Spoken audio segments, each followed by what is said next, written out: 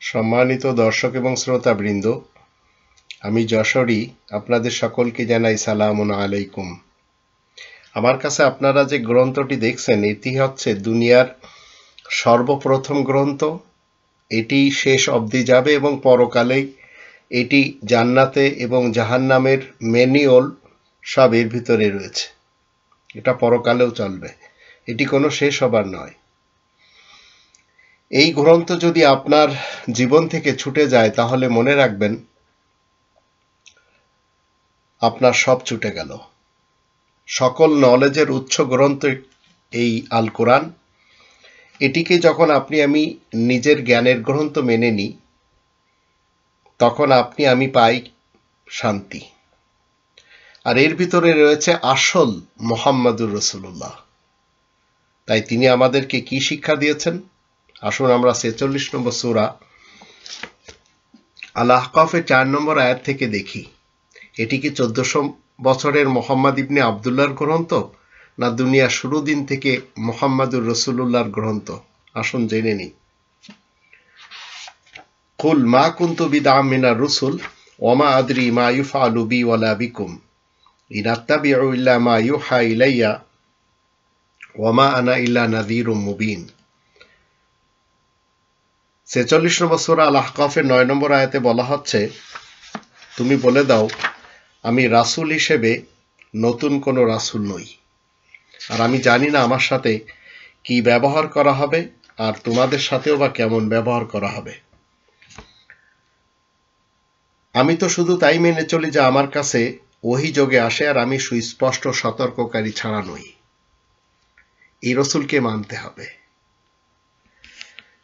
৪ নম্বর আয়াতে বলা আছে, কুল আরাইতুম মা তাদউনা মিন দুনিল্লাহি আরুনি মাযা খালাকু মিনাল আরদ আম লাহুম শিরকুন ফিস সামাওয়াত ইতুনি বিকিতাবিম মিন ক্বাবলি হাযা আও আসারাতি মিন ইলমিন ইন কুনতুম সাদিকিন। তুমি বলে দাও, তাহলে তোমরা কি দেখেছো আল্লাহ তাআলাকে বাদ দিয়ে যাদেরকে তোমরা ডেকে যাচ্ছ, আমাকেও দেখাও তারা পৃথিবীর কোন জিনিসটি সৃষ্টি করেছে, কিংবা গগনমণ্ডলে তাদের কোনো অংশ আছে নাকি?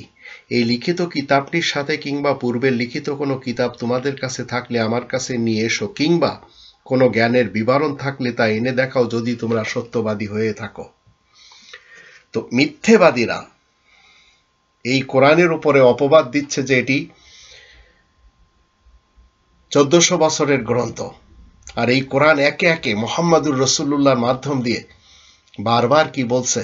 হুদাল লিন্নাস, ইন্না হাযাল কোরআন ইয়াহদি লিল্লাতী হিয়া আকওয়াম। ২ নম্বর সূরা আল বাকারার ১৮৫ নম্বর আয়াতে বলা হচ্ছে, এটি হুদাল লিন্নাস, প্রত্যেকটি মানুষকে গাইড করে। আর প্রত্যেকটি মানুষ ১৪০০ বছর থেকে না। আবার এটি বলা হচ্ছে ১৭ নম্বর সূরা বানী ইসরাইলের ৯ নম্বর আয়াত মতে, ইন্না হাযাল কোরআন ইয়াহদি লিল্লাতী হিয়া আকওয়াম। নিশ্চয় এই কোরআন গাইড করে, সুন্দর এবং মনোরম পথের গাইড করে, যেটি সনাতন পথ, যেটি এমন পথ যে পথে চললে আপনি গন্তব্যে পৌঁছতে পারবেন। ওয়াইবাশিরুল মুমিনিন, আর যারা নিরাপদে থেকে অন্যদেরকে নিরাপত্তা দেয়, তাদেরকে সুসংবাদ দেয়। এই গ্রন্থকে আপনি ১৪০০ বছর থেকে ভাবছেন? কোশ্চেন কালেও না। দুনিয়ার প্রথম গ্রন্থ এটি। আর এর পূর্বে জ্ঞানের কোনো উৎসও ছিল না। আর এর বয়স 010101। কিন্তু এটি যদি আপনি ১৪০০ বছরের সাথে মিলান, তখন সেখানে পাওয়া যায় একজন মুহাম্মদ নামক ব্যক্তি, আরবের কুরাইশ বংশের সেই বনু হাশেমে জন্মগ্রহণ করা, যে কিনা ৪০ বছর যাবৎ কোনো কিছু শিখতে পারেনি। ৪০ বছর শুধুমাত্র কাটিয়ে দিয়েছে কোথায়? মসজিদুল হারামে? তাও না। কোথায়? একটি গর্তের ভিতরে, একটি গুহার ভিতরে। কি করেছে সেখানে? সেখানে ধ্যান করেছে। ইসলাম কোনো ধ্যানের অনুমতি দেয় না। কোরআনে মুহাম্মাদুর রাসূলুল্লাহ ওয়া খাতামান নাবিয়িন দ্বারা এই ধরনের কথা কখনো সত্যায়িত নেই। আর সেই ধ্যানের লোকটি তার ওয়ারিসদেরকে কি শিক্ষা দিয়েছে? যা আমাদের দেশের মানুষদেরকে পথভ্রষ্ট করার জন্য তারা উঠে পড়ে লেগেছে। কিন্তু আপনারা কি জানেন দ্বীন ইসলামের এবং ধর্মের মাঝে পার্থক্য কি? ধর্মের ডেফিনেশন আপনাকে জানতে হবে, দ্বীন ইসলাম আপনাকে জানতে হবে। ধর্মের ডেফিনেশন যত সময় না জানবেন তত সময় আপনাকে পস্তাতে হবে। আপনি কোনো একটি জায়গাতে সুখ পাচ্ছেন না, কারণ আপনি মুহাম্মদুর রাসূলুল্লাহকে ছেড়ে দিয়ে, এই উপাধি চরিত্রকে ছেড়ে দিয়ে, যেটি চলমান, আপনি ধরে আছেন অতীত ইতিহাসের একজনকে। ধর্মের ডেফিনেশন আপনাকে প্রথমে জানতে হবে, আর সেটি প্রথমে জেনে নিন। তারপরে আপনি জানবেন যে দ্বীন ইসলাম বাদ দিয়ে যারা ধর্মের পিছনে রয়েছে তারা মূলত জাতিকে কল্যাণের কিছু দিতে পারে না, কারণ তারা সবাই আগুনখোর। আর এই ধর্মের ব্যাপারটি নিয়ে প্রথমে আপনাকে জানতে হবে, যে আমি অনেক আগেই বলেছি।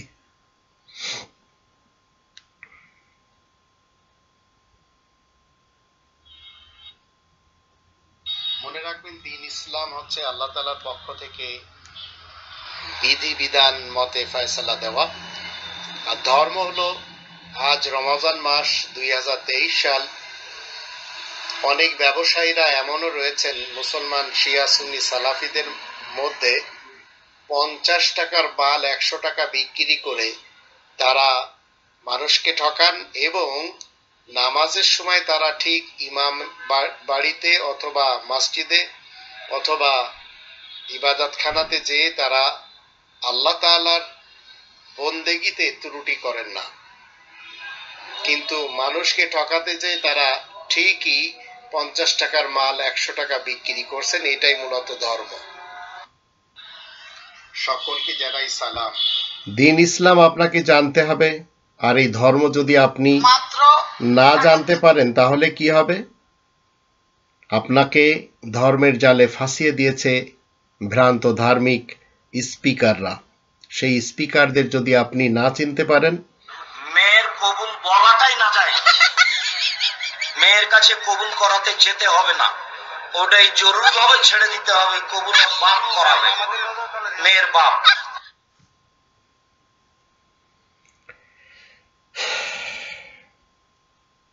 এটি হচ্ছে ধর্ম।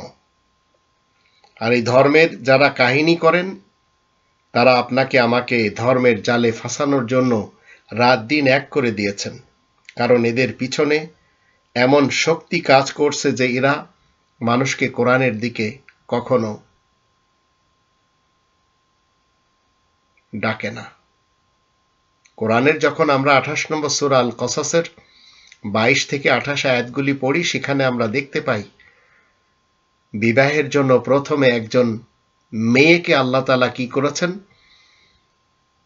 স্বামী চয়ন করার ব্যাপারে, ছেলেকে চয়ন করার ব্যাপারে প্রথমে কি বলেছেন? একটি নারী সে কি করবে? তার স্বামীকে চয়ন করার ক্ষেত্রে দুটি জিনিস দেখবে।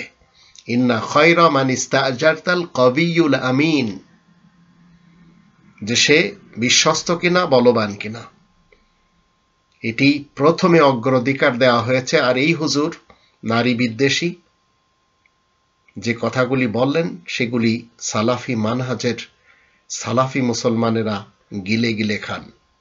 এবার আসুন, কোটা নিয়ে যদি আমি আপনাদের সামনে কিছু কথা বলি, সে কথাগুলির উত্তর আপনাদেরকে দিতে হবে।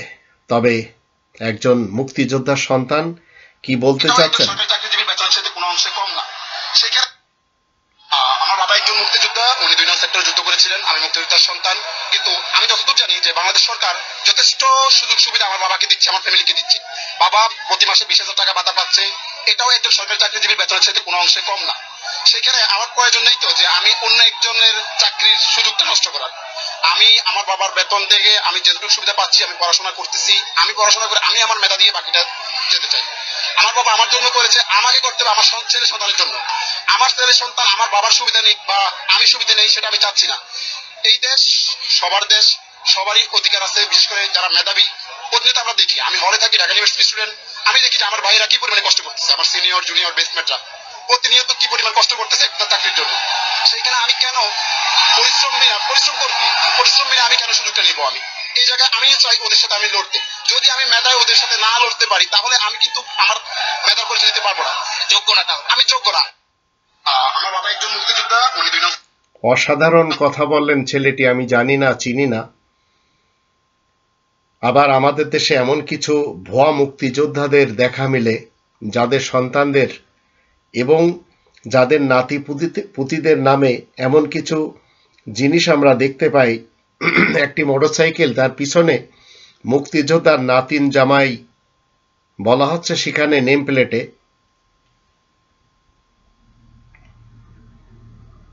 এখানে মুক্তিযোদ্ধার নাতিন জামাই।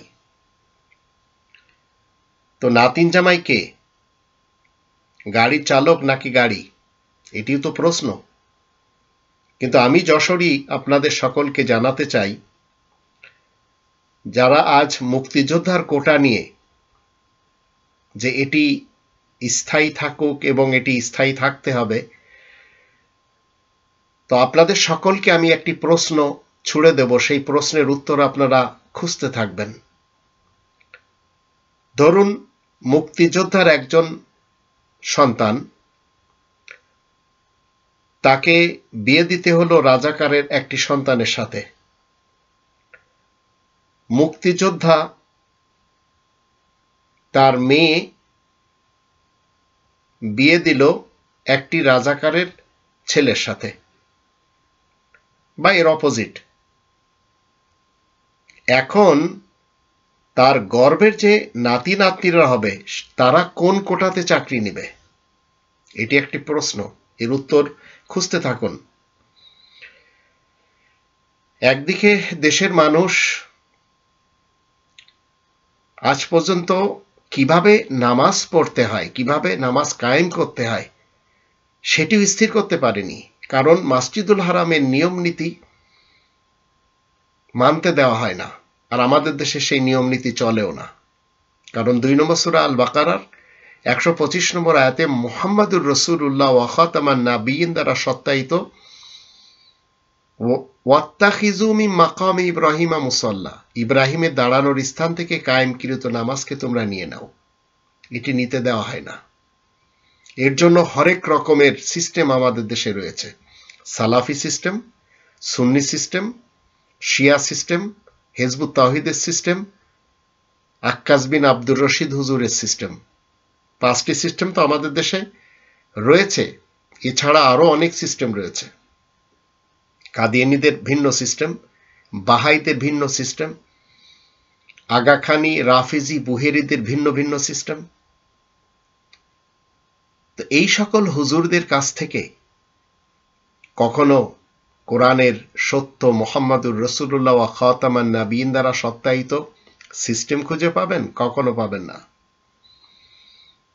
বরঞ্চ এরা যার দোহাই দিয়ে ধর্ম প্রচারে নেমেছে, মনে রাখবেন তার সাথে ইসলামের মুহাম্মাদুর রাসূলুল্লাহর কোনো সম্পর্ক নেই। মুহাম্মদ একটি চলমান উপাধি। আয়াত প্রচারের কারণে প্রশংসিত হয়ে এই উপাধি নিতে হয়। আর রাসূলুল্লাহ আল্লাহ তাআলার বার্তাবাহক রাসূল, আর খাতামান নাবিয়্যিন 19 জন নবীদের সিল মোহর।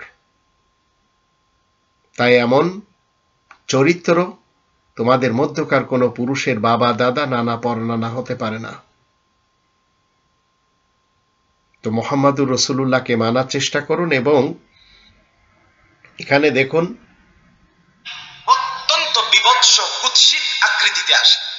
আর এই জন্য আজরাইলকে তখন ওই দৃশ্যে দেখে প্রতিটা মানুষ বুঝে তার পরবর্তী পরিণতি কি হবে।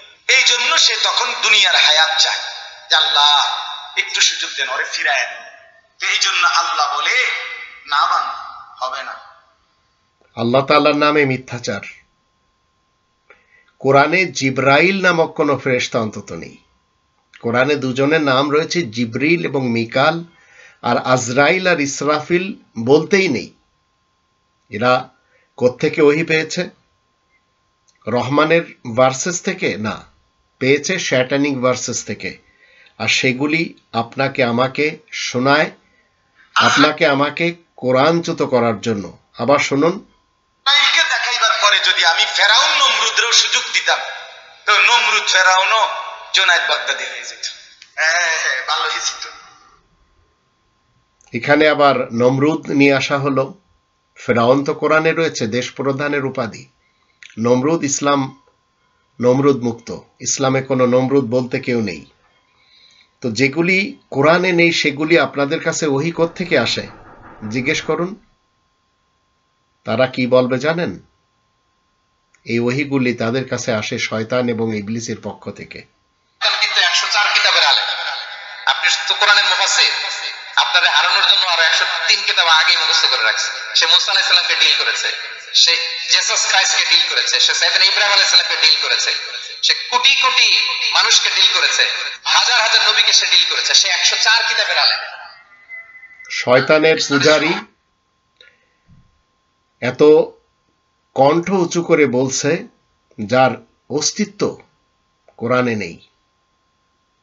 104খানা গ্রন্থ, 103খানা শয়তানের মুখস্থ, আবার এত হাজার হাজার নবীদের ডিল করা। কোরআনে সর্বোচ্চ এবং টোটাল নবীদের সংখ্যা 19 জন। হাজার হাজার নবী কোত্থেকে পাচ্ছেন?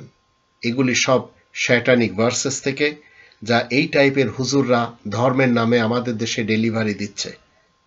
আরো কত কিছু দিচ্ছে, একে একে আমরা কিছু শুনবো। উম্মে আমারা একজন নারী সাহাবী, উম্মে আমারা উহুদের যুদ্ধে চতুর্দিক থেকে আল্লাহ নবীকে আক্রমণ করা হচ্ছে, তিনি একাই তীর ছুটছেন। মহিলা সাহাবী, নারী সাহাবী, আমাদের নারী মেহেদি দেয় বসে বসে, তাও বয়ফ্রেন্ডের জন্য। নারী বিদ্বেষী আলেম, নারী বিদ্বেষী মোল্লা, নিজেদের নারীদেরকে পছন্দ করে না, আর একটা নারীকে নিয়ে কত মিথ্যাচার। এগুলি সব শয়তানিক ভার্সেস থেকে আসে, রহমানের ভার্সেসে এগুলি খুঁজে পাওয়া যায় না। আর শয়তানিক ভার্সেস এরাই ডেলিভারি দেয় এই বেশভূষাতে। আবার দেখুন, কারো ব্যাপারে কোনো ক্ষোভ, কোনো তিক্ত অভিজ্ঞতা, জ্বালা যন্ত্রণা অন্তরে রাখবেন, রাখলে লাভ না লস, এটা আরো জ্বালা দিবে আমাদের, এটা আরো। দেশ থেকে ধর্মের নামে লক্ষ লক্ষ না কোটি কোটি টাকা ধর্মের নামে লুটেছেন, বারবার আসতেও চান।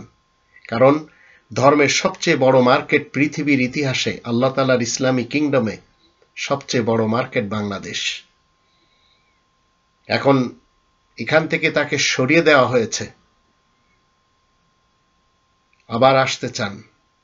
একজন মানুষই শুধু জানতেন যে তিনি পৃথিবীতে কতদিন বাঁচবেন, সেটা হচ্ছে সাইয়েদনা আদম আলাইহিস সালাম। ওনাকে বলে দেওয়া হয়েছিল উমরুকা আলফু সানা, তুমি পৃথিবীতে বাঁচবে 1000 বছর।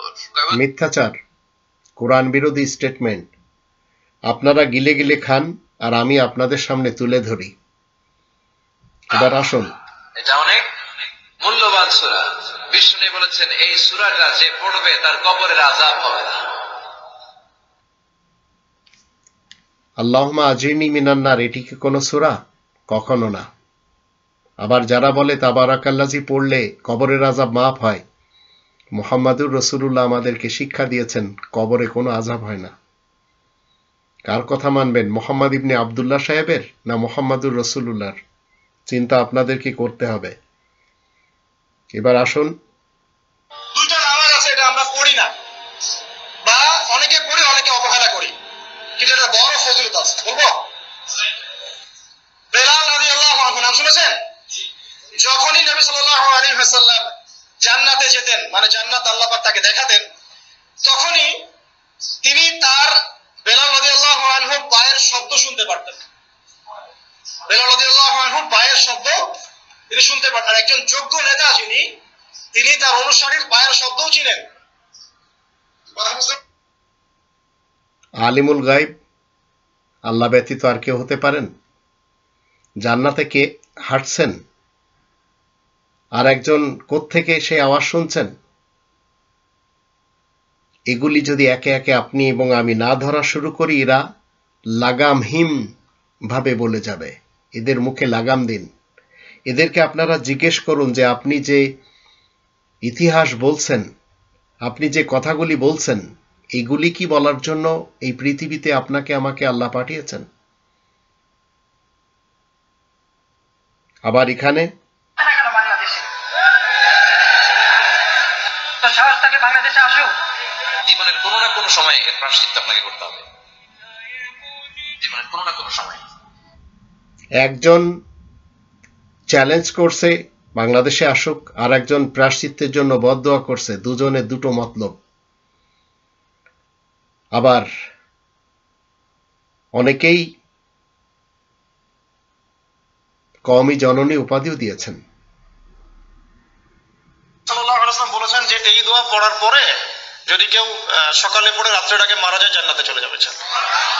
রাতে পড়ে মিথ্যা কথা, মিথ্যা স্টেটমেন্ট, কোরআন বিরোধী স্টেটমেন্ট মুহাম্মাদুর রাসূলুল্লাহ ওয়া খাতামান নাবিয়িন দ্বারা সত্যায়িত না, কিন্তু এরা বলে চলেছে। এদের মুখে কেউ লাগাম দিতে জানে না, কারণ সবাই ভয় পায় যে এদের যদি ভুল ধরা হয় তাহলে আল্লাহ তাআলার গজব পড়বে। আসলে কিন্তু তা না। এরাই আমাদের এই জান্নাতি সংসারকে দোজকি বানিয়ে ছেড়ে দিয়েছে। তো গান্দা পলিটিশিয়ান, ধর্মজীবী মোল্লা এই দেশটি সবচেয়ে বেশি নষ্টের মূল কারণ। এবার আসুন, বলবেন নবীর ফারাসাক মাথা তোলেন, আর কাটবেন না। বিশ্বনবী মাথা তুলবেন, আল্লাহ বলবেন সাল তুতা, আপনি যা যাবেন তাই দেব। ওয়াশফা তুশাফা, সুপারিশ করেন, সুপারিশ কবুল করব। বিশ্বনবী বলবেন আল্লাহ ওই স্পেশাল দোয়াটা দুনিয়াতে করি নাই, আজকে আমি তোমার দরবারে দাঁড়িয়ে কিয়ামতের দিন ওই দোয়াটা করছি। আল্লাহ, আমার যে উম্মতের হৃদয়ে যাররা পরিমাণ ঈমান আছে, আমার একটা উম্মতকেও তুমি জাহান্নামে ঢুকাতে পারবে না। এই মিথ্যাচার কেঁদে কেঁদে করছেন, আর তার অনুসারীরা, ভক্তরা কেঁদে কেঁদেই মেনে নিচ্ছে। মগজ এইভাবে ধুলাই হয়। আর এই কথাগুলি টোটাল রং এবং ফাউল টকিং। কোরআনের ভিতরে এই ধরনের কোনো ইশারাও নেই। এবার আসুন, এই দেশ নষ্ট করছে কারা? যারা কলম ধরা ফিরছে তারাই দেশকে খাইছে। কথা বলেন আমি পল্লী কবি কবিতে বানাইছি, আমার কবিতে তো কেউ শুনবে না, কারণ আমরা গরিব মানুষ। গরিব মানুষের কোনো দাম নাই। তা এই যুগটা হলো কি জানেন? কিয়ামতের নমুনা জানি কিন্তু মানি না। গোনাগার দুযুগী হবে সে কথাও তো শুনি না। গুন্ডে পান্ডা হারাম কর, তারা হলো তোর দিন দুপুরে মানুষ মারে, তারা হলো দুনিয়া। কিয়ামতের নমুনা জানি কিন্তু মানি। ইনি জসিমউদ্দিন সাহেব পল্লী কবি সুন্দর করে ইনি বলে দিয়েছেন কথাগুলি, যদিও সত্য কথা, কিন্তু আপনাদের সকলের কাছে তিতা লাগতেও পারে, কিন্তু কথাগুলি সত্য উনি বলে দিলেন। এবার আসুন, আবার একবার হাউজে কাসারে যাবেন, একবার সিরাতে যাবেন, একবার পুলসিরাতের দিকে, একবার হাউজে কাউসারের দিকে পাগলের মতো দৌড়াতে থাকবেন। কোরআন পুলসিরাত মুক্ত এবং হাউজে কওসার মুক্ত। যদি আপনারা মনে করেন ইসলামে হাউজে কওসার রয়েছে, হাউজ একটি ইংলিশ শব্দ।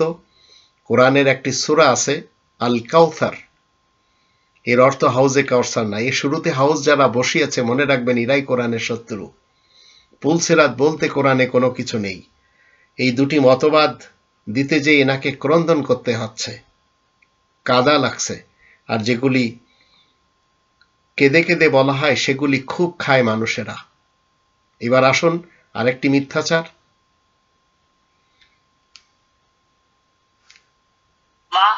নবীজির দিয়া ওষুধ মানে কাজে লাগবে, ঠিক না ভুল? আমার নবীজি বলেছেন কালো জিরা, জানেন তো কালো জিরা? কালো জিরা হচ্ছে সমস্ত রোগের শিফা। নবীজির নামে মিথ্যাচার, কালো জিরা সমস্ত রোগের শিফা। কিন্তু কোরআনে মুহাম্মাদুর রাসূলুল্লাহ ওয়া খাতামান নাবিয়িন দ্বারা সত্যায়িত করা হচ্ছে কি? যখন আমি 16 নম্বর সূরা নাহলের 68 এবং 69 আয়াত দুটি পড়ি, সেখানে বলা হচ্ছে মধুর ব্যাপারে ফিহি শিফাউল লিন্নাস, প্রত্যেকটি মানুষের জন্য শিফা। কোনটি মানবেন? কোরআনের মুহাম্মাদুর রাসূলুল্লাহকে না ইতিহাসের মুহাম্মদ ইবনে আব্দুল্লাহকে? আপনাদেরকে ফয়সালা করতে হবে কোন দিকে যাবেন। এবার আসুন, কসম লাগে কথাগুলো শুনে যাবেন। এই দোয়াটি যদি আপনি পাঠ করেন আপনার কবরে নূরে আলোকিত হয়ে যাবে। সুবহানাল্লাহ। সহিহ মুসলিম 763 নম্বর হাদিস। এই ভিডিওটি আপনি 10 জনকে। কবরের আযাব বলতে কোরআনে কিছু নেই, মুহাম্মাদুর রাসূলুল্লাহ ওয়া খাতামান নাবিয়িন দ্বারা সত্যায়িত না। যখন আপনারা 16 নম্বর সূরা নাহাল এর 20 এবং 21 আয়াত দুটি দেখবেন, মুহাম্মাদুর রাসূলুল্লাহ কি শিক্ষা দিচ্ছেন? ওয়াল্লাযীনা ইয়াদউনা মিন দুনিল্লাহি লা ইয়াখলুকুনা শাইআন ওয়া হুম ইয়াখলাকুন আমওয়াতুন গায়রু আহইয়া ওয়া মা ইয়াশউরুনা আইয়ানা ইউবাসুন। যারা আল্লাহকে ছেড়ে অপরদেরকে ডাকছে তারা কোনো কিছু সৃষ্টি করতে পারেনি, তাদেরকে সৃষ্টি করা হয়েছে। যারা মাজারবাসী, কবরবাসী, আমওয়াতুন গায়রু আহইয়া, তারা মরা লাশ, তারা মৃত এবং মরা লাশ, নির্জীব। তারা জানে না কখন তাদেরকে উত্থিত করা হবে। তো মরা লাশ এবং নির্জীব, যার ভিতরে জীবন নেই, তাকে আপনি জ্বালান অথবা তার শরীরে খেজুরির কাঁটা আপনি চুবিয়ে দেন, সে কখনো বলবে না আমার কষ্ট হচ্ছে। এটি মুহাম্মাদুর রাসূলুল্লাহ ওয়া খাতামান নাবিয়্যিন দ্বারা সত্যায়িত সঠিক শিক্ষা। কিন্তু মিথ্যা মুহাম্মদ, ফেক মুহাম্মাদের কনসেপ্ট ভিন্ন, যা ডেলিভারি দিচ্ছে এরাই। এবার ফেরেশতাদের কাবা, আমরা যেমন মক্কায় কাবা, ফেরেশতাদের কাবা কিবলার নাম হচ্ছে আল বাইতুল মামুর, 7 আসমানের উপরে। এটা কত বড় শুনেন। ফেরেশতাদেরও কাবা রয়েছে 7 আসমানের উপরে, নাম বাইতুল মামুর। কোরআন 52 নম্বর সূরা আত-তুর, এখানে বলা হচ্ছে ওয়াল বাইতুল মামুর। ওমর শব্দটির বাংলা অর্থ হচ্ছে বয়স। মামুর, যেখানে বয়স কাটানো যায়, সেই বয়স কাটানোর ঘরটি হচ্ছে মসজিদুল হারাম। সপ্তম আকাশে বাইতুল মামুর, এই ধরনের কনসেপ্ট মিথ্যা এবং স্যাটানিক ভার্সেস থেকে ডেলিভারি দেওয়া হয়, কোরআন কখনো দেয় না। আপনারা যদি মানতে চান মানেন, আমার কোনো সমস্যা নেই, কিন্তু মহাসত্য আল কোরআনেরটা আমি বলি।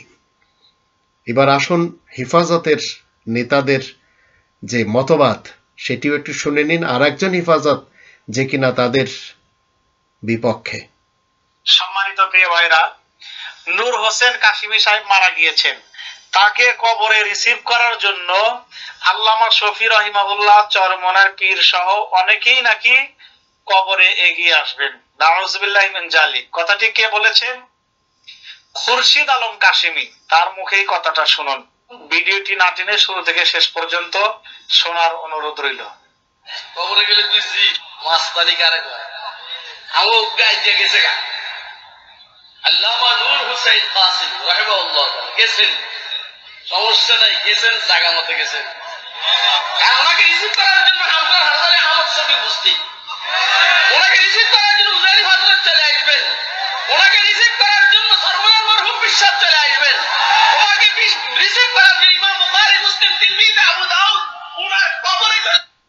মিথ্যাচার এবং মিথ্যা, এর তো একটি সীমা থাকা উচিত। তাও যদি ধর্মের নামে করা হয়, আবার এগুলি গিলে গিলে খায় আমার দেশের মূর্খ জনগণ, যারা কোরআনের কাছে আসতে পারে না এই সকল লোকদের কারণে। এরাই কিনা ধর্মের ব্যাপারী, এরাই ধর্মের ঠিকাদার। এদের অধীনস্থ হয়ে গেলে কোরআন ছুটে যাবে আপনার হাত থেকে। এবার আসুন, আল্লাহ তাআলা আপনাকে ধনী বানিয়ে দিবেন, এটা আমার কথা নয়। ইবনে ওমর রাদিয়াল্লাহু তাআলা আনহু থেকে বর্ণিত, তিনি বলেন নবী সাল্লাল্লাহু আলাইহি ওয়াসাল্লাম এই দোয়াটির কথা বলে দিয়েছেন। মনে রাখবেন, ওযু হচ্ছে এমন একটা ইবাদত, আপনি যখনই ভালো কোনো কাজ করবেন, বিশেষ করে ইবাদতের ভিতরে সর্বশ্রেষ্ঠ ইবাদত হচ্ছে প্রেয়ার, নামাজ। এই নামাজের জন্য কিন্তু আপনাকে ওযু করতে হবে। ওযু ছাড়া কিন্তু আপনার নামাজ হবে না। কোরআন শরীফ যদি আপনি ধরতে চান, আপনাকে ওযু করতে হবে, পবিত্রতা অর্জন করতে হবে। ওযু হচ্ছে এমন একটা ইবাদত। স্যাটানিক ভার্সেস ডেলিভারি দেওয়ার জন্য এই ধরনের বেশভূষা হুজুর, যারা কথায় কথায় ইংরেজি ঝাড়ে, কি সুন্দরভাবে বললেন যে ওযু করে কোরআন ধরতে হয়। কোরআনের 16 নম্বর সূরা নাহাল এর 98 নম্বর আয়াত যখন আমরা পড়ি, তখন আমরা দেখি মুহাম্মাদুর রাসূলুল্লাহ আমাদেরকে কি শিক্ষা দেন। ফাইদা করাতাল কোরআন ফাস্তাইজ বিল্লাহি মিনাশ শাইতানির রাজিম। যখন কোরআন তিলাওয়াত করবে তখন শয়তানুর রাজিম, শয়তান যাকে পাথর মারা হয়, তার থেকে আল্লাহ তাআলার কাছে আশ্রয় চেয়ে নেবে। কোনো ওযুর স্থান নেই। কোরআন পড়ার জন্য ওযুর কোনো প্রয়োজনই নেই। যদি কেউ বলে স্যাটানিক ভার্সেসকে ডেলিভারি দেয়, যার কারণে আমার দেশের নওজোয়ানরা কোরআন ধরতে চায় না। কোরআন সকলের জন্য, কোরআন শুধু মুসলমানদের জন্য তো না। ইন হুয়া ইল্লা যিকরুল লিল আলামিন, জাহানবাসীদের গাইড বুক হচ্ছে কোরআন। এটি হচ্ছে শাহরু রমাদান আল্লাযী উনজিলা ফীহিল কুরআন হুদাল লিন্নাস, প্রত্যেকটি মানুষের হিদায়াতের জন্য কোরআন। ওযু করে ধরতে হয়, এই ধরনের কোনো কনসেপ্ট মুহাম্মদুর রাসূলুল্লাহ আমাদেরকে দেয়নি, কিন্তু এই হুজুররা খুব সুন্দরভাবে বলে চলেছেন। আবার কি বলেন, ওযুর শেষে যদি একটি দোয়া পাঠ করা হয় তাহলে তার সব গুনাহ মাফ হয়ে যায়। এগুলি সব শয়তানিক ভার্সেস, আর এগুলি যখন আমরা বলি তখন আমাদের বিরুদ্ধে এই মৌলবী সমাজ এক হয়ে যায়। এবার আসুন, তিন ধরনের ব্যক্তিকে সাহায্য করা আমি আল্লাহর উপর ওয়াজিব। কয় শ্রেণী? এর মধ্যে এক শ্রেণীর হচ্ছে যে বিয়ে করতে চায়, আর নাকি আল্লাযী ইউরিদুল আফাফ, পুত পবিত্র থাকতে যে, চরিত্র বাঁচাতে যে বিয়ে করতে চায়, টাকা নাই, সমস্যা এটা সেটা, কিন্তু খুব চাচ্ছে বিয়ে করতে। আল্লাহ বলে ওই যুবককে হেল্প করা আমি আল্লাহর জন্য ওয়াজিব হয়ে গিয়েছে। অনেকে বিয়ে করে না এই জন্য যে আগে ধনী হয়ে নেই, টাকা পয়সা কিছু হোক এরপরে বিয়ে করবো, কিন্তু ইসলামের সিস্টেম হচ্ছে আগে। আল্লাহ রাব্বুল আলামিন এই ধরনের কোনো কথা কোরআনে বলেননি, কিন্তু কোরআনে 4 নম্বর সূরা আন-নিসা এর 3 নম্বর আয়াত থেকে মুহাম্মদুর রাসূলুল্লাহ আমাদেরকে কি বলেছেন? ফানকিহু মা তাবা লাকুম মিনান নিসা, ফানকিহু, তোমরা বিয়ে করো। বিয়ে করার নির্দেশ আল্লাহ দিয়েছেন। আর এই বিয়ে একটি ছেলে কখন করবে, একটি মেয়ে কখন করবে? যখন তারা বালেগ হবে। 4 নম্বর সূরা আন-নিসার 6 নম্বর আয়াত মতে এবং 28 নম্বর সূরা আল কসাসের 14 নম্বর আয়াত মতে। ওয়াবতালুল ইয়াতামা হাত্তা ইযা বালাগুন নিকাহ ওয়ালাম্মা বালাগা আশুদ্দাহু, বিয়ের বয়স হলে একটি ছেলে একটি মেয়ে বিয়ে করবে, এটি আল্লাহ তাআলার অর্ডার। এর জন্য আল্লাহ তাআলা এই ধরনের কথা কখনো বলেননি যা এই হুজুর আপনাদের সামনে ডেলিভারি দিচ্ছেন। এবার আসুন, একজন স্ত্রীর উপর স্বামীর 5টা গুরুত্বপূর্ণ হক রয়েছে। 1 নাম্বার, স্বামীকে সালাম দেওয়া।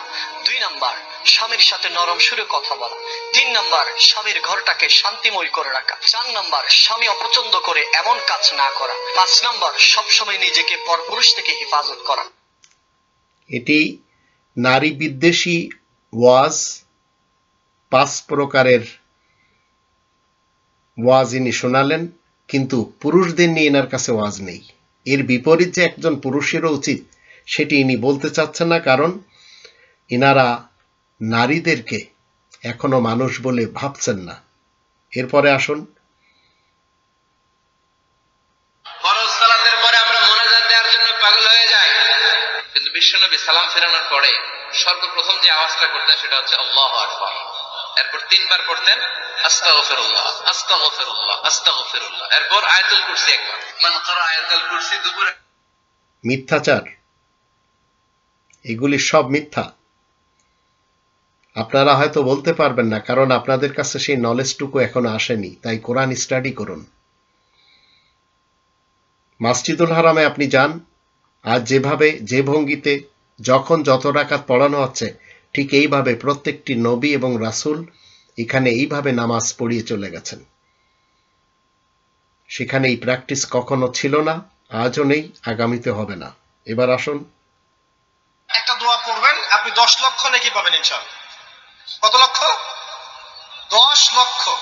দোয়াটা শিখাচ্ছি। দোয়াটা হচ্ছে লা ইলাহা ইল্লাল্লাহ ওয়াহদাহু লা শারীকা লাহ লাহুল মুলক। এই মিথ্যাচার ডেলিভারি দিয়ে ইনারা বড় লোক, আর যারা শুনেছে তারা 10 লক্ষ নেকি তো বাদ দেন, পকেটের পয়সা দিয়ে এদেরকে লালন পালন করে, আর এদের কাছ থেকে এই সব কথা শোনার জন্য, আর এরাও সস্তা সবাইকে জান্নাত দিয়ে দেয়। এবার আসুন, যা চাইবেন আল্লাহ আপনাকে তাই দান করে দিবে। যা আপনি চাইবেন, আপনার স্ত্রী অবাধ্য, সন্তান কথা শুনছে না, ভালোবাসার মানুষকে বিয়ে করতে পারছেন না, আপনি যেই কোনো সমস্যায় আছেন, আল্লাহ তাআলার কাছে চান, আল্লাহর কাছে চাইবেন আপনি। আল্লাহ তাআলা বলছেন উদউনি আস্তাজিব লাকুম, আমার কাছে যা চাইবে আমি আল্লাহ তোমাকে তাই দান করে দেব। এখানে অনেকে প্রশ্ন করবেন, ভালোবাসার মানুষ বলতে কি? প্রত্যেকের এক একটা পছন্দ থাকে, হারাম রিলেশন না থাকে হালাল রিলেশনে চলে আসেন, কিন্তু বিয়ের আগে সমস্ত প্রেম ভালোবাসা অবৈধ, হারাম। আল্লাহ রাব্বুল আলামিন হারামে থাকলে দোয়া কবুল করবেন না, কিন্তু আপনি যদি আল্লাহর কাছে চাইতে পারেন আল্লাহ আপনার দোয়া কবুল করে নেবে। সুবহানাল্লাহ। অভাবে আছেন, ঋণগ্রস্ত আছেন, স্বপ্ন পূরণ হচ্ছে না, যে কোনো বিপদে আছেন, আল্লাহর কাছে চান, আল্লাহর কাছে চাইতে দেরি হবে, আমার আল্লাহ দিতে দেরি করবে না। সুবহানাল্লাহ। আপনি যখন দুপুর 12টা বেজে যাবে, আল্লাহর ঘর মসজিদে চলে আসবেন, মসজিদে এসে আপনি 10 বার দরুদ পাঠ করবেন, এরপরে 7 বার পাঠ করুন। এই মিথ্যাচার ইনারা করেই চলেছেন। আপনি কয়জনকে সরাবেন, কয়জনের বিপক্ষে কথা বলবেন? কিন্তু আমি আপনাদের সামনে এদের সিম্বল তুলে ধরছি।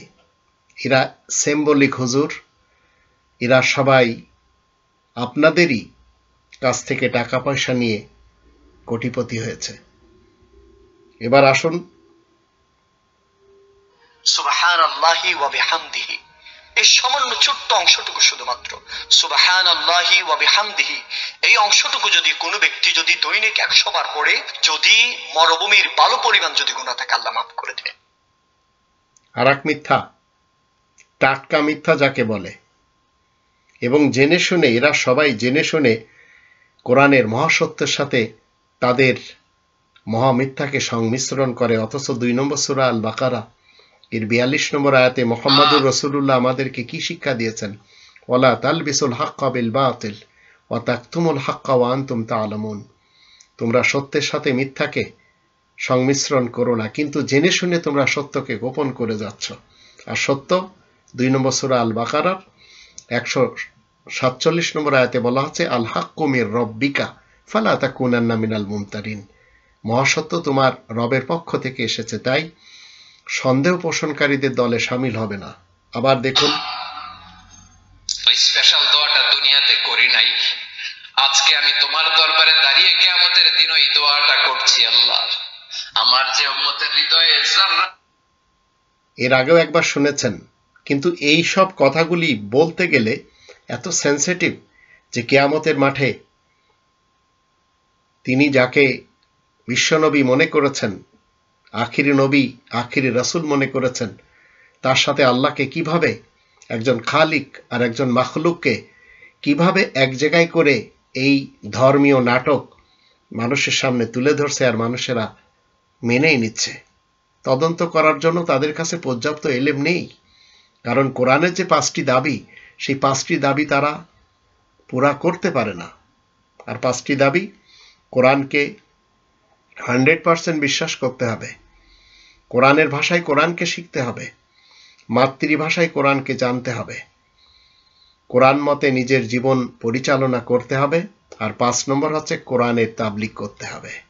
তো আমার কওমের ভাই বোনেরা, হিন্দু হোক, বৌদ্ধ হোক, খ্রিস্টান হোক, শিখ হোক, জারেতুস্তি হোক, জৈন হোক, মুসলমান, শিয়া, সুন্নি, সালাফি হোক, কাদিয়ানি হোক, এরা শেখেনি, কারণ এরা সবাই মৌলবী সমাজের জালে ফেসে গেছে।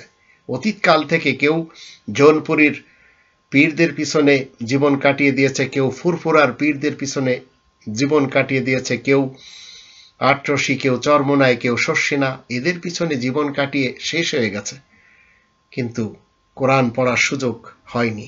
আর একজন কি বলছে শুনুন, জন্ম দেওয়ার সময় যেটা করা লাগে ওইটা অধিকাংশ মানুষের আমার মনে হয় ওর দোয়ায় জানা নেই। রংপুরে এক মাহফিলে গিয়েছিলাম, এক মুরব্বি এসে বলছে, হুজুর আসসালামু আলাইকুম, চেহারা দেখে তো মনে হচ্ছে অনেক বয়স, কি ছেলে মেয়ে আছে আপনার? কয়টা?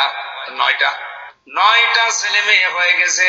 দাদা বলে আগে ডাকলাম, বললাম দাদা, সন্তান জন্ম দেওয়ার সময় একটা দোয়া পড়া লাগে, একটু বলেন দেখি। বছর হুজুর দোয়া এখনো পড়া হয়নি। তো ও দোয়া এখনো পড়েননি, 9টা জন্ম দিয়েছেন, আবার কবে পড়বেন? অথচ ওই দোয়ার ভেতরে মারাত্মক 2টা কথা আল্লাহকে বলা হয়, বিসমিল্লাহি, আমি আল্লাহর নামে আরম্ভ করছি আজকের এই বাসর রাত, আজকের এই সংসার। আল্লাহুম্মা জান্নিবিনা শাইতান ওয়া জান্নিবিশ শাইতান মা রাযাকতানা। ইসলামের উপরে অপবাদ এবং মিথ্যাচার, তাও নাটকীয় আন্দাজে, এবং মানুষ এগুলি শুনতে চায়, তাই এদেরকে ভাড়া করে নিয়ে আসে, আর এরা এই সবগুলি শোনায় যা কিনা কোরআন বিরোধী। তাতে মানুষেরা খুব খুশি পায়। এরা সবাই ধর্মের মেরাসি। আরো দেখুন, যারা মাথায় কাপড় দেয় না, বিশেষ করে মেয়েরা হিজাব যারা করে না, কিয়ামতের ময়দানে এই মেয়েদের এক একটা চুল এক একটা সাপ হয়ে তার শরীরে তার মাথায় দংশন করতে থাকবে। নাউজুবিল্লাহ, বড় কঠিন মিথ্যাচার, কোরআন বিরোধী স্টেটমেন্ট। যার কাছ থেকে ধার করেছেন তিনি নিজেও একজন স্যাটানিক ভার্সেস প্রণেতা এবং বক্তা। এখন রহমানের ভার্সেসের দিকে যদি আপনারা ফেরত না আসেন, এইভাবে আপনাদের জীবনটি শেষ করে দিবে। এবার আসুন, যদি জীবনে একবার বলে লা ইলাহা ইল্লাল্লাহ দাখালাল জান্নাহ, তার যদি পাপ থাকে, অন্যায় থাকে, ওই পাপ আর অন্যায়ের শাস্তিগুলার পরে কোনো না কোনো দিন আমার ওই বান্দা জান্নাতে ঢুকবে। একটু পূর্বেই শুনলেন তার মুখ থেকে যে কিয়ামতের মাঠে তার বিশ্বনবী সিজদা থেকে উঠে দোয়া করছে তার উম্মত সবাই যেন জান্নাতে যায়। আবার এখানে তিনি বলছেন যে মান ক্বালা লা ইলাহা ইল্লাল্লাহ দাখালাল জান্নাহ, একবার লা ইলাহা ইল্লাল্লাহ বললে সে দোজখে জ্বলে পুড়ে ছাই হয়ে একদিন সেখান থেকে জান্নাতে আসবে। তো একজনের মুখে দুই ধরনের কথা, একটি ওয়াজে তিনি খুব কাঁদছেন, আর একটি ওয়াজে তিনি খুব সুর দিয়ে বলছেন। আর খাচ্ছে কারা? আমার দেশের কোরআন বিরোধী হলেও তারা কোরআন প্রেমী। কারণ কোরআন বিরোধী হচ্ছে এদের কারণে, যদিও তারা সবাই কোরআন প্রেমী কিন্তু কোরআনের সাথে সময় দিতে পারে না। এবার আসুন, এই দোয়াটি সবাই প্রতিদিন ঘুমানোর আগে পড়বেন আর ভিডিওটি শেয়ার করবেন। দোয়াটি হলো আল্লাহুম্মা জাম্মিলহু ইয়া নূর। চেহারা সুন্দর হওয়ার দোয়া। এই দোয়াটি সবাই প্রতিদিন ঘুমানোর আগে। ইনি এখন চেহারা সুন্দরের জন্য দোয়া বের করেছেন। এই সব দেওয়ার জন্য কোনো একজন নবী আর কোনো একজন রাসূলের আগমন হয়নি। সবাই একটি কাজই করেছেন। আল্লাহ বলেন 50 নম্বর সূরা কফ এর 45 নম্বর আয়াতে, নাহনু আ'লামু বিমা ইয়াকুলুন ওয়া মা আনতা আলাইহিম বিজাব্বার ফাযাক্কির বিল কুরআনি মান ইয়াখাফু ওয়াঈদ। আমি বেশ ভালো করেই জানি মানুষেরা যা কিছু বলে চলেছে, তুমি তাদের উপরে কড়াকড়ির কোনো ব্যবস্থা আরোপকারী তো নও। সুতরাং যে আমার শাস্তি থেকে ভয় করে তাকে কোরআনের সাথে উপদেশ দিবে। এরা কেউ কোরআন থেকে উপদেশ দিচ্ছে না। আবার দেখুন, কিয়ামতের মাঠে বহু নেকি ফ্রি পাওয়া যাবে। এটা কি জানেন? কিয়ামত অনেক নেকি বিনামূল্যে ফ্রি আসবে আমলনামায়। কেন আসবে বলি হাদিসটা। নবী সাল্লাল্লাহু আলাইহি ওয়াসাল্লাম বলেছেন, তোমরা কি জানো সবচেয়ে বড় মিসকিনকে? দরিদ্র মানুষকে, মিসকিনকে। সাহাবীরা বলছেন, আমরা তো মনে করি যার সম্পদ কম সেই মিসকিন। নবীজি বলছেন, না, প্রকৃত মিসকিন সে ব্যক্তি নয়। প্রকৃত মিসকিন সে ব্যক্তি যে কিয়ামতের মাঠে উঠবে উহুদ পাহাড়ের সমান নেকি নিয়ে উঠবে। উহুদ পাহাড় দেখেছেন তো? বিশাল পাহাড়। উহুদ পাহাড়ের সমান নেকি নিয়ে উঠবে। নামাজের নেকি, যাকাতের নেকি, হজের নেকি, উমরার নেকি, বিভিন্ন। ফাইনাল কতটুক শুনবেন? এইভাবে মিথ্যাচার 1 ঘন্টা 2 ঘন্টা 3 ঘন্টা এরা ডেলিভারি দেয়, কিন্তু একজন শ্রোতা নেই, একজন দর্শক নেই যে এদের কাছ থেকে কোরআনের দলিল নেবে। কারণ যদি কেউ কোরআনের ব্যাপারে কথা বলে, সঙ্গে সঙ্গে তাকে ট্যাগ লাগানো হবে যে সে হাদিস অবিশ্বাসকারী। তো আপনাদের কি মনে হয় আল্লাহ তাআলার কোরআন বোঝার জন্য বান্দাদের লেখা হাদিসের প্রয়োজন? সৃষ্টিকর্তার বিধান বোঝার জন্য সৃষ্টিজীবের লেখা পড়তে হবে? এগুলি সব স্যাটানিক ভার্সেস, যা মানুষের সামনে এরাই ডেলিভারি দিতে পারে। এবার আসুন, আজ 12টার পরে ঘুম ভেঙে গেলে একটি দোয়া পড়লে দোয়া কবুল হবে এবং উদ্দেশ্য পূরণ হবে ইনশাআল্লাহ। এটা হচ্ছে দোয়া কবুলের অন্যতম একটি অস্ত্র। অনেকেই আছেন দোয়া করছেন, দোয়া কবুল হচ্ছে না, বিভিন্ন বিপদে পড়ে আছেন, আল্লাহর কাছে বারবার চাচ্ছেন কিন্তু দোয়া কবুল হচ্ছে না। রাতের শেষ অংশে, অর্থাৎ রাত 12টার পরেই তো রাতের শেষ অংশ হয়। আপনি ঘুমিয়েছেন, হঠাৎ করে রাতের বেলা ঘুম ভেঙে গিয়েছে, অর্থাৎ শেষ রাতের সময় যদি আপনার ঘুম ভেঙে যায়, আপনি একটি চমৎকার দোয়া পড়বেন। নবী সাল্লাল্লাহু আলাইহি ওয়াসাল্লাম চমৎকার একটি দোয়া শিক্ষা দিয়েছেন। এই দোয়া পড়ে আপনি আল্লাহর কাছে যা চাইবেন আল্লাহ পাক রব্বুল আলামিন সেটাই পূর্ণ করবেন। যে উদ্দেশ্য নিয়ে দোয়া করবেন সেই উদ্দেশ্য পূর্ণ করা হবে। আপনার সন্তানের বিয়ে হচ্ছে না, আপনি এটা পড়ে দোয়া করবেন, আল্লাহ পাক রব্বুল আলামিন বিয়ের ব্যবস্থা করবেন। সন্তানরা কথা শুনে না, এটা পড়ে দোয়া করবেন, আল্লাহ পাক রব্বুল আলামিন সন্তানদেরকে বাধ্য করে দিবেন। স্বামী স্ত্রীর কথা শুনে না, স্ত্রী স্বামীর কথা শুনে না, বিভিন্ন ধরনের ঝগড়াঝাটি সংসারের ভিতরে লেগে থাকে, আপনি রাতের বেলা হঠাৎ করে ঘুম ভেঙে গেলে 12টার পরে বিশেষ করে শেষ রাতের দিকে যদি ঘুম ভেঙে যায়, এই দোয়াটা পড়ে আপনি আল্লাহর কাছে চাইবেন, দেখবেন আল্লাহ পাক রব্বুল আলামিন আপনার জীবনের ভিতরে সফলতা দিয়েছেন, আপনার দোয়াগুলো কবুল করে নিয়েছেন, উদ্দেশ্য পূরণ করে নেবেন। দোয়াটি কি? দোয়াটি হচ্ছে লা ইলাহা ইল্লাল্লাহু ওয়াহদাহু লা শারীকা লাহু লাহুল মুলকু ওয়া লাহুল হামদ। মনে করছেন যে কোরআন থেকে বলছে? হয়তো এরকম আপনাদের অনেকেই মনে করতে পারেন। আর কোরআন থেকে যদি না বলে থাকেন, তাহলে একজন রাসূলের চরিত্র আর একজন নবীর চরিত্র তো ফাযাক্কির বিল কোরআন, কোরআনের সাথেই উপদেশ দিতে হবে। তাহলে কোত্থেকে নিয়ে আসছেন? রহমানের ভার্সেস থেকে? কখনো না, শয়তানিক ভার্সেস থেকে। এবার আসুন। বড় অস্ত্র শিখিয়ে দিচ্ছি, এটা আমি কাউকে শিখাইনি আজ পর্যন্ত, আজকে পর্যন্ত। এবং আমি আমার জীবনে দেখেছি